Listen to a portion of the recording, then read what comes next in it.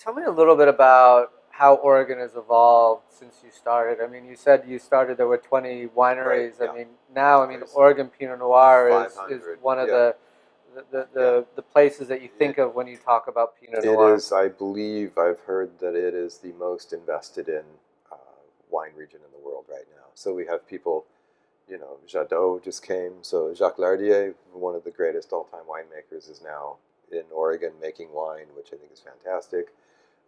On the other side of thing, which is not, it's not a negative thing, but Kendall Jackson's there, which they're a huge winery, giant concern. Um, and they're there, and that's great. They do a very different thing. So there's all these people coming, but it really started from a small group of small growers. I mean, honestly, really crazy people. Like when David Lett came up and planted Pinot Noir, and Charles Corey planted Pinot Noir in 1965 up there.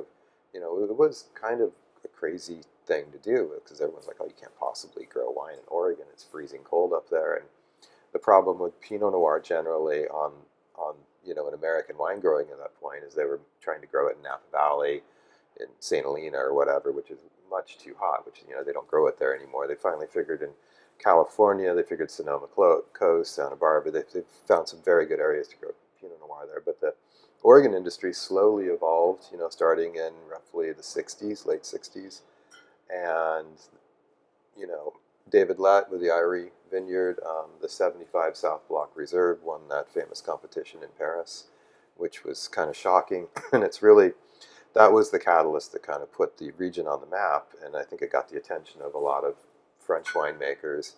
And Domaine Juron came to the Willamette Valley in 1987. And that was really, really the catalyst that started the whole thing.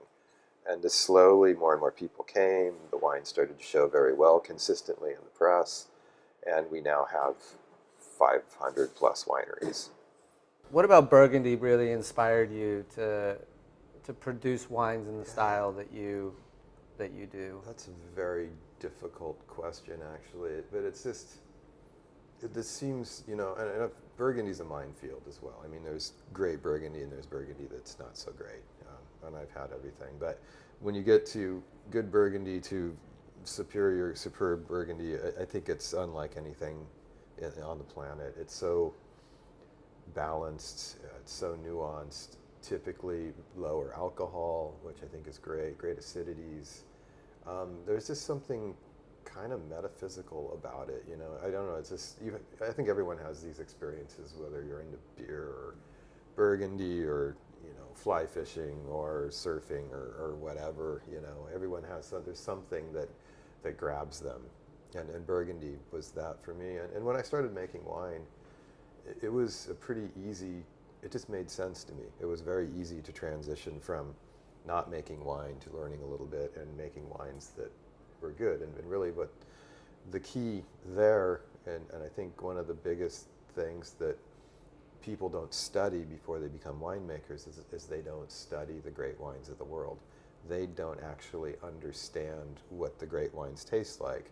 And so for me, if you don't understand what great Burgundy is and what it tastes like, not that you have to buy Romani Conti and have a vertical tasting of like impossibly expensive wines, but there are wines you can try, there's tastings you can go to. You can educate yourself very easily. If you don't know what the wines taste like, how in the world are you going to possibly blend a wine in the proper direction? It's impossible. And you see a lot of confused wine out there that's just, it's more recognizable just as red wine as opposed to a wine that comes from a place